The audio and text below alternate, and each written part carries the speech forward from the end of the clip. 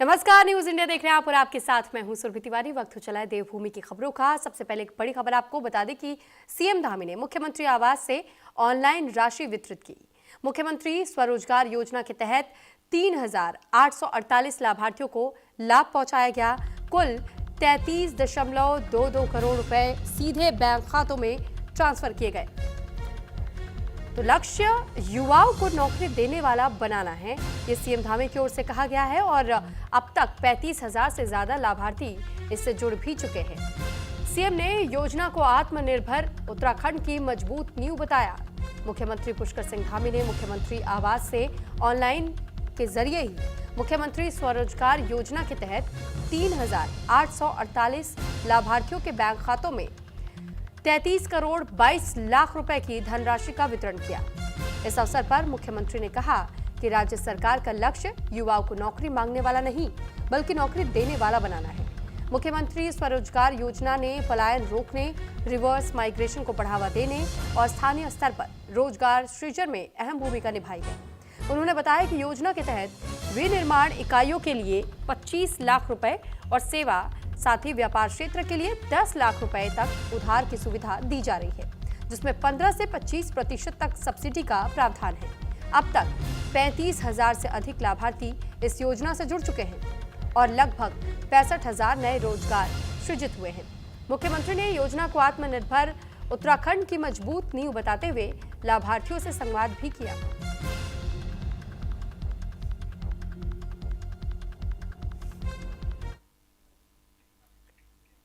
तो उत्तराखंड की सियासत में एक बार फिर से बयानबाजी तेज हो गई है, जहां बीजेपी प्रवक्ता नवीन ठाकुर ने पूर्व मुख्यमंत्री हरीश रावत पर तीखा हमला बोला। बीजेपी का आरोप है कि हरीश रावत अब राजनीति में हाशिए पर जा चुके हैं और अपनी मौजूदगी दर्ज कराने के लिए अखबारों में विज्ञापन देने को मजबूर हैं। बीजेपी प्रवक्ता ने इसे कांग्रेस के अंदर हरीश रावत की कमजोर स्थिति से जोड़ते हुए कहा, खुद उनकी पार्टी ने उन्हें किनारे कर दिया। वहीं हरीश रावत ने बीजेपी के दावों को खारिज करते हुए कहा, अगर उनका कोई महत्व नहीं है तो फिर बीजेपी उन्हें लेकर के इतनी बेचैन क्यों दिखाई दे रही है। रावत ने इसे बीजेपी की घबराहट करार देते हुए कहा, राजनीतिक बयानबाजी से सच्चाई नहीं बदल सकती।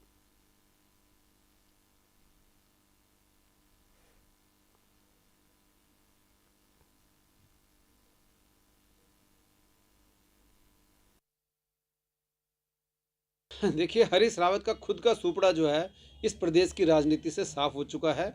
आप देखिए कि ऐसा समय मैंने आज तक नहीं देखा। हरीश रावत जी को अपना विज्ञापन देना पड़ रहा है अखबारों में कि हाँ भाई मैं भी हूँ, क्योंकि उनकी पार्टी खुद उनको हाशिए पर धकेल चुकी है। मुझे खुद बड़ा आश्चर्य हुआ जब मैं एक प्रमुख अखबार में हरीश रावत जी का विज्ञापन देख रहा था। वो अपना जो है विज्ञापन दे रहे थे, मैं हरीश रावत पूर्व मुख्यमंत्री, मैंने ये किया, मैंने वो किया। कितनी हास्यास्पद स्थिति है। यदि मैं नहीं हूँ तो उनको तो खुश होना चाहिए, उनको खुश होना चाहिए। और यदि कोई मेरे लिए कुछ लिख रहा है, कोई छाप रहा है, तो उसे भाजपा परेशान क्यों हो रही, उसे परेशान क्यों हो रही है। यदि जिसका कोई महत्व ही नहीं है तो उसके विषय में भाजपा क्यों अपना समय और अपनी ताकत जाया कर रही है। तो वहीं देहरादून में 22 दिसंबर को एक असहज स्थिति बन सकती है। कानून की लड़ाई लड़ने वाले अधिवक्ता और कानून का पालन कराने वाली पुलिस आमने सामने हो सकते हैं। एक तरफ वकील अपनी मांगों को लेकर के घंटाघर पर प्रदर्शन का ऐलान कर चुके हैं, तो दूसरी तरफ दून पुलिस ने घंटाघर समेत शहर के प्रमुख चौराहों पर बीएनएस की धारा 223 लागू कर दी है और उल्लंघन पर कार्रवाई की चेतावनी भी दी गई है। अब ऐसे में 22 दिसंबर को घंटाघर पर क्या स्थिति बनेगी, इस पर सबकी नजरें टिकी हुई हैं। एक रिपोर्ट आपको दिखाते हैं।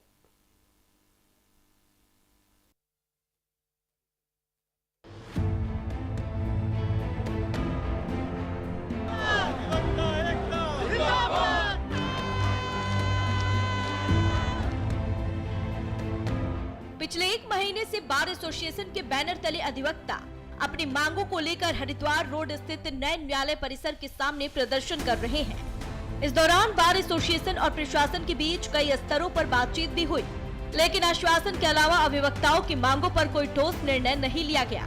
फिलहाल बार एसोसिएशन ने अपनी हड़ताल स्थगित कर दी है, लेकिन चेतावनी दी है कि अगर मांगे पूरी नहीं हुई तो 22 जनवरी को घंटाघर पर पूरे दिन प्रदर्शन किया जाएगा। इस बीच दून पुलिस ने घंटाघर पर प्रदर्शन को लेकर सख्त रुख अपनाया है। एसएसपी अजय सिंह ने घंटाघर सहित शहर के अन्य प्रमुख चौराहों पर बीएनएस की धारा 223 लागू कर दी है, जिसके बावजूद बार एसोसिएशन का कहना है कि वे प्रदर्शन से पीछे नहीं हटेंगे और जरूरत पड़ी तो आंदोलन को और उग्र किया जाएगा। बार एसोसिएशन के अध्यक्ष मनमोहन कंडवाल का कहना है कि हमारी मांगे लंबे समय से लंबित है। प्रशासन की ओर से सिर्फ आश्वासन मिले हैं, समाधान नहीं।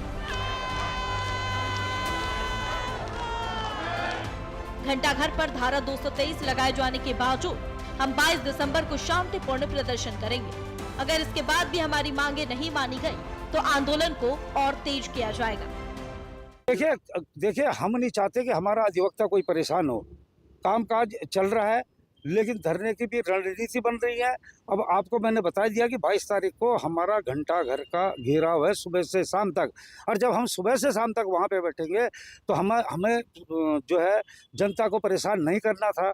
लेकिन जब सरकार ही नहीं जाग रही है तो अब तो परेशान जब हमें वादकारी है तो स्वाभाविक रूप से जनता भी परेशान है। लेकिन उस दिन बहुत बड़ा मुझे लग रहा है एक बहुत बड़ा आंदोलन होगा, जो कि इतिहास में जो इतिहास हम बनाने चले हैं वो इतिहास में रचा भी जाएगा और आगे भी हम इस इतिहास को बढ़ाते रहेंगे। वहीं दून पुलिस का कहना है कि आने वाले दिनों में शीतकालीन यात्रा, पर्यटन सीजन और क्रिसमस, नौ साल, स्कूलों की छुट्टियों और शादी विवाह के सीजन को देखते हुए शहर में भारी भीड़ और यातायात दबाव की संभावना है। ऐसे में धरना प्रदर्शन और जुलूसों से आम जनता को परेशानी न हो, इसी वजह से सख्त निर्णय लिया गया है। देहरादून जिले के एसएसपी अजय सिंह का कहना है कि घंटाघर, गांधी पार्क, परेड ग्राउंड, कनक चौक, इसले हॉल, दर्शन लाल चौक समेत कई प्रमुख स्थानों पर धरना प्रदर्शन, जुलूस, रैली, नारेबाजी या बिना अनुमति लाउडस्पीकर के इस्तेमाल पर रोक लगाई गई है। बीएनएस की धारा 223 का उल्लंघन करने पर संबंधित आयोजकों के खिलाफ कानूनी कार्रवाई की जाएगी। अब बड़ा सवाल यही है कि 22 दिसंबर को घंटाघर पर हालात किस दिशा में जाते हैं। क्या दून पुलिस सख्ती से कानून लागू करेगी या फिर अभिवक्ताओं के प्रदर्शन को लेकर कोई बीच का रास्ता निकलेगा? फिलहाल इतना तय है कि कानून की लड़ाई लड़ने वाले और कानून लागू कराने वाले दोनों आमने सामने खड़े नजर आ रहे हैं।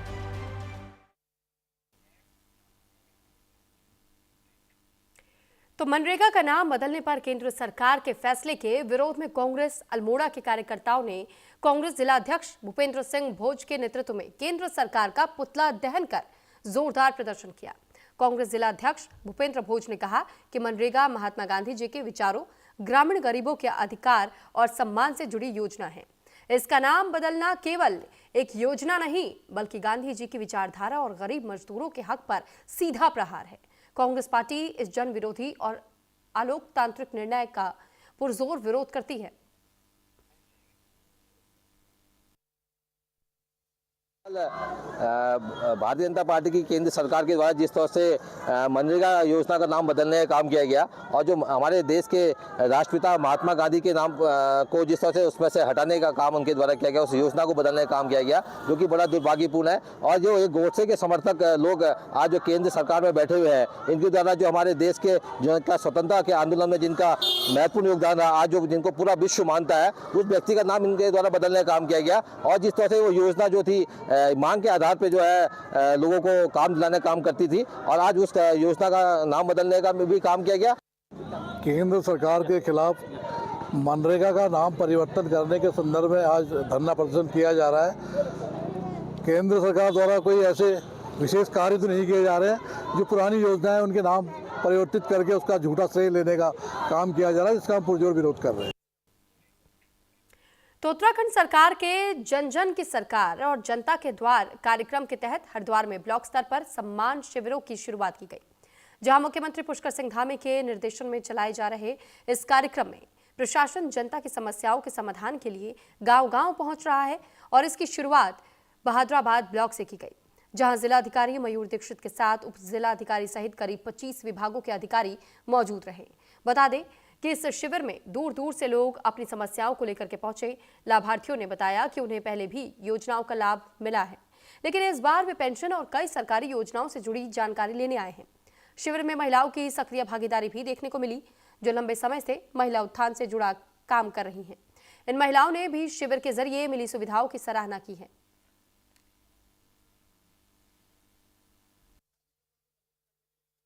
हमारा काम 2001 में समूह बना था हमारा, और आज तक यही काम चल रहा है एम्ब्रॉयडरी का। ये सब काम हमारा अपना लेडीज़ें करती हैं, और आज अल्लाह का शुक्र इसी समूह के ज़रिए हम आज बहुत आगे पहुँचे हुए हैं। कितनी महिलाएं आपके? हमारी 7 समूह में है, हमारी 10 महिलाएं।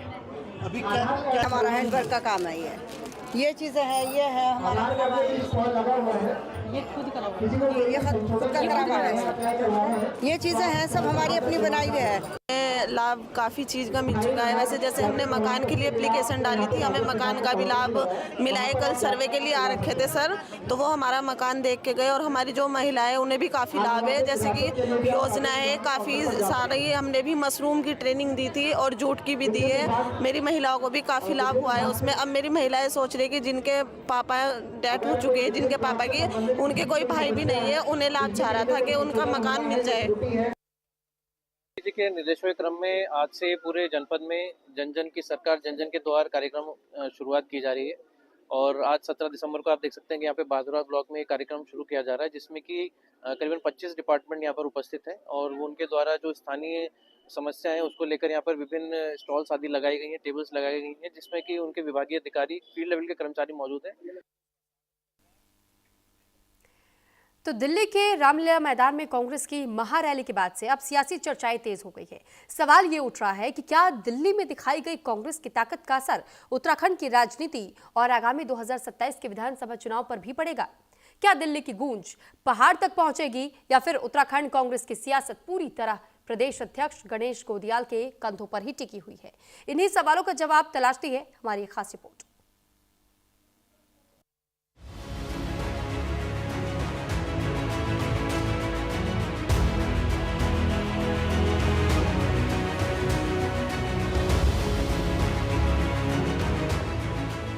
कांग्रेस ने दिल्ली के रामलीला मैदान में केंद्र सरकार के खिलाफ बड़ा राजनीतिक संदेश देने की कोशिश की।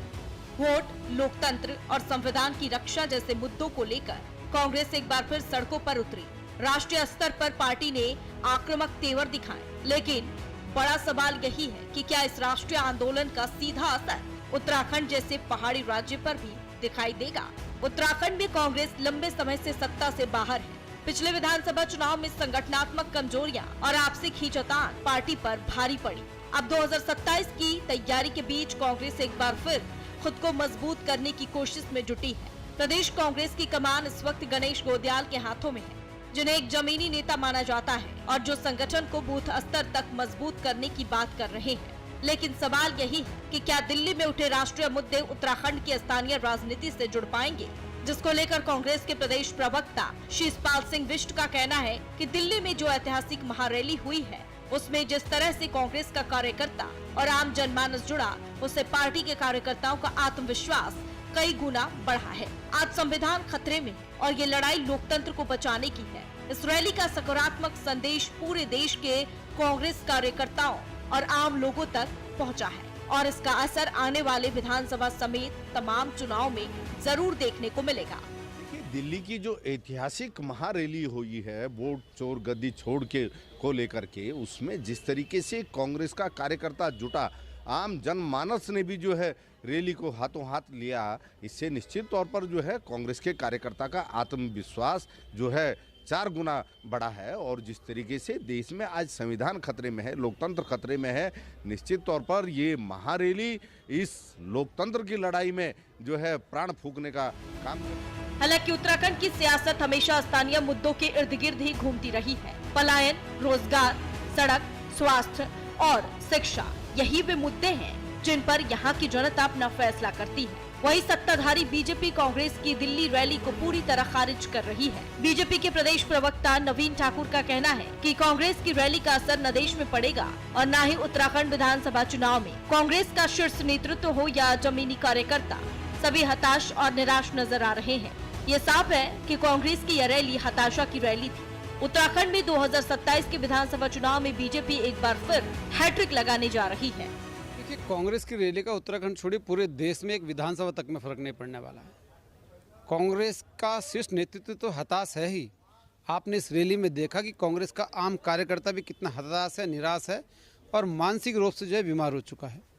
उनके कार्यकर्ताओं द्वारा जिस प्रकार शीर्ष नेतृत्व के सामने अभद्र भाषा का प्रयोग किया गया, देश के प्रधानमंत्री के लिए किस प्रकार के निष्ठापूर्ण नारे लगाए गए, वो दर्शाता है कि कांग्रेस का नीचे तक के तबके तक का कार्यकर्ता हताश और निराशा में डूबा हुआ है, मानसिक कुंठा में डूबा हुआ है। दिल्ली की रैली से कांग्रेस को राष्ट्रीय स्तर तक भले ही ऊर्जा मिली हो, लेकिन उत्तराखंड में उस ऊर्जा को जमीन पर उतारना बड़ी चुनौती होगी। अब देखना ये होगा कि क्या प्रदेश नेतृत्व राष्ट्रीय मुद्दों को स्थानीय सवालों से जोड़कर जनता का भरोसा जीत पाता है, या फिर दिल्ली की गूंज पहाड़ों में पहुंचने से पहले ही थम जाती है। तो नगर निगम क्षेत्र में खतरनाक नस्ल के कुत्ते को लेकर के सख्ती की तैयारी शुरू हो गई है, जिसको लेकर नगर आयुक्त नमामि बंसल ने बताया कि बोर्ड बैठक के निर्णय और माननीय सुप्रीम कोर्ट के निर्देशों के तहत म्युनिसिपल बॉडी क्षेत्रों में श्वान पशुओं के लिए स्पष्ट नियमावली तय की जा रही है। खासतौर पर फेरोशियस ब्रीड्स यानी कि खतरनाक नस्लों को लेकर विशेष प्रावधान किए गए हैं, ताकि आम लोगों की सुरक्षा सुनिश्चित की जा सके। नगर आयुक्त ने कहा कि श्वान पालने वाले पशु स्वामियों के लिए जरूरी सावधानियों को लेकर के विस्तृत नियमावली को प्रारंभिक अधिसूचना के रूप में नोटिफाई किया गया।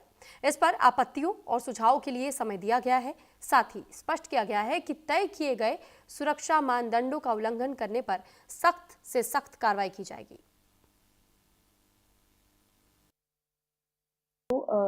बोर्ड बैठक में भी निर्णय हुआ था और माननीय सुप्रीम कोर्ट के द्वारा भी निर्देश दिए गए हैं कि जितने भी म्युनिसिपल बॉडीज में के एरियाज में जितने भी ऐसे आक्रामक जो पशु हैं, श्वान पशु हैं, उनके संबंध में नियमावली तय हो और नियमावली में फेरोशियस ब्रीड्स को लेकर के विशेष प्रावधान हो। जितने भी ऐसे पशु स्वामी हैं जिनके द्वारा श्वान पशुओं को डोमेस्टिकेट किया जाता है, पाला जाता है, उनके द्वारा जो समस्त सावधानियां बरती जानी है, उनके विषय में विस्तृत नियमावली नोटिफाई की गई है। तो बदहाल स्वास्थ्य सेवाओं में सुधार की मांग को लेकर के स्थानीय लोगों का मेडिकल कॉलेज के गेट के बाहर में अनिश्चितकालीन धरना चल रहा है।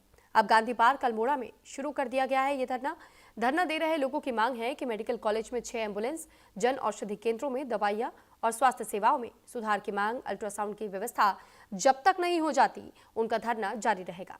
धरना दे रहे लोगों का यह भी कहना है कि प्रशासन के द्वारा उन्हें मेडिकल कॉलेज में धरना नहीं देने दिया गया, इसलिए उन्होंने गांधी पार्क में धरना शुरू किया।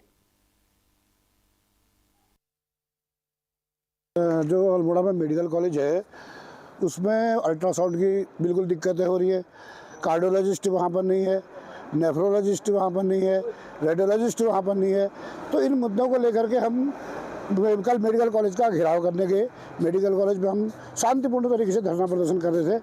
हमको वहाँ से जबरन करीब शाम को 6:30-7 बजे पुलिस द्वारा गाड़ियों में भर के ये गांधी पार्क में हमको शिफ्ट कर दिया गया और हम अब अनिश्चितकालीन धरने पे यहाँ पर चले गए हैं जब तक कि अल्ट्रासाउंड की व्यवस्था वहाँ नहीं होती है, जन औषधि केंद्र में पर्याप्त दवाइयाँ नहीं मिलती है।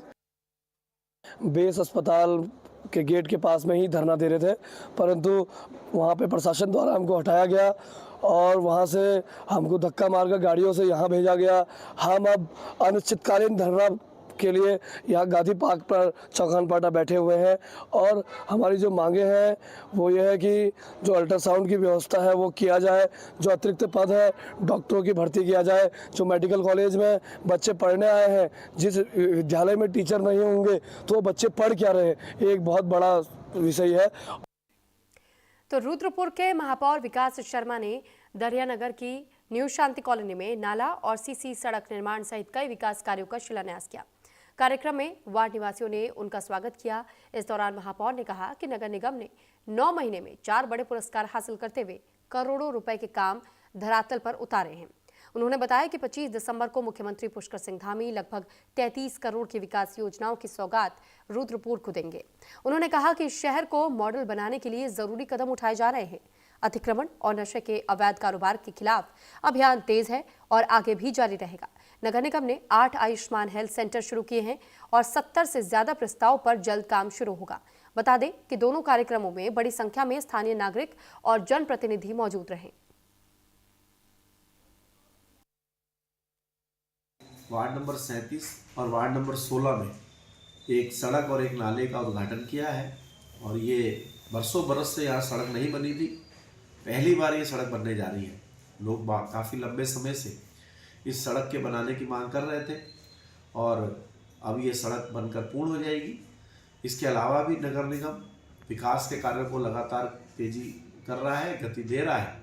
हम लोग अब तक 10 करोड़ 48 लाख के टेंडर निकाल चुके हैं।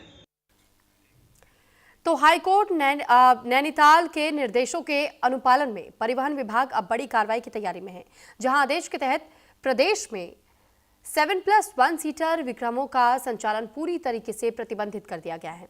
परिवहन विभाग ने साफ कर दिया है कि अब केवल 6+1 सीटर विक्रमों को ही सड़क पर चलने की अनुमति होगी।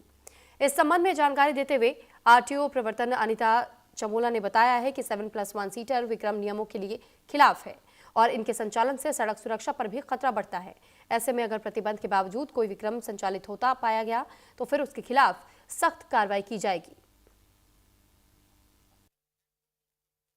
हाँ, इसमें जो विक्रम 750D मॉडल था, उसकी जो बेस मॉडल है उसका जो सीटिंग कैपेसिटी है वो 6+1 है, जो कि कार्यालय से प्राप्त आदेशों के क्रम में उसको 7+1 किया गया था पूर्व में। अभी माननीय हाईकोर्ट के द्वारा उसको निरस्त कर दिया गया है। तो जितने भी विक्रम संचालक हैं देहरादून संभाग अंतर्गत, तो उनको पूर्व की भांति 7+1 को 6+1 में करने के लिए कहा गया है। इस संबंध में कार्यालय स्तर से प्रिंट मीडिया में और न्यूज़पेपर्स में हमने विज्ञप्ति भी जारी की है। तो देहरादून में एसएसपी अजय सिंह के निर्देशों पर आमजन की सुरक्षा को लेकर के दून पुलिस ने शहर और देहात क्षेत्रों में व्यापक अचानक चेकिंग अभियान चलाया। सभी क्षेत्राधिकारियों की मौजूदगी में पुलिस की अलग अलग टीमों ने सीमावर्ती check post, railway station, bus station, mall और भीड़भाड़ वाले इलाकों में सघन जांच की। इस दौरान डॉग स्क्वाड और बम डिस्पोजल टीम की मदद से संदिग्ध व्यक्तियों और वाहनों की जांच की गई। अभियान के तहत पुलिस ने करीब 3,799 वाहनों की चेकिंग की, जबकि लगभग 4,981 लोगों से पूछताछ कर उनके सत्यापन से जुड़े दस्तावेज जांचे गए। बाहरी राज्यों से आने वाले लोगों से भी गहन पूछताछ की गई। वहीं एसएसपी देहरादून ने स्पष्ट किया कि आमजन की सुरक्षा और संदिग्धों की तलाश को लेकर के इस तरह के सघन चेकिंग अभियान आगे भी लगातार जारी रहेंगे।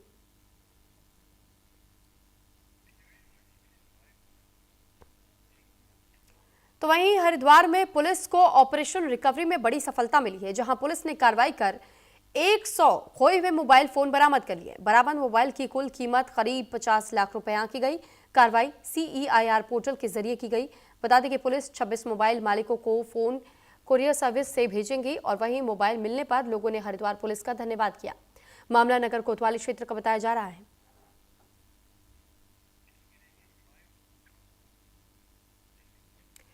तो रुद्रपुर में कलेक्ट्रेट परिसर के पीछे बनी राज्य मंडी निदेशालय की पार्किंग में खड़ी एक कार में अचानक से आग लग गई। देखते ही देखते आग ने विकराल रूप ले लिया और कार जलकर खाक हो गई। वहीं मौके पर मौजूद कर्मचारियों ने अग्निशमन सिलेंडरों से आग बुझाने की कोशिश की, लेकिन सफलता नहीं मिली, जिसके बाद फायर ब्रिगेड की सूचना दी गई। और जब फायर ब्रिगेड को सूचना दी गई, सूचना मिलते ही मौके पर पहुंची फायर ब्रिगेड की टीमों ने आग पर काबू पाया। बताया जा रहा है कि मंडी परिषद में आयोजित बोर्ड बैठक के बाद से तंदूर कारीगर ने जलते कोयले और राख को लापरवाही से पार्किंग में डाल दिया था, जिससे वाहन में आग लग गई। अधिकारियों ने कैटरिंग ठेकेदार को कड़ी चेतावनी देते हुए भविष्य में ऐसी लापरवाही पर कार्रवाई की बात कही है।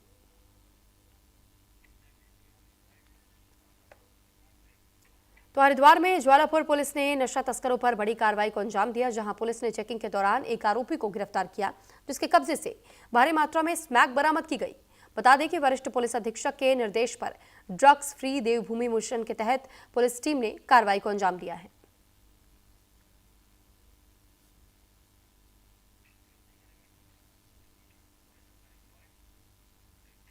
इसी के साथ फिलहाल इस बुलेटिन में इतना ही। नमस्कार।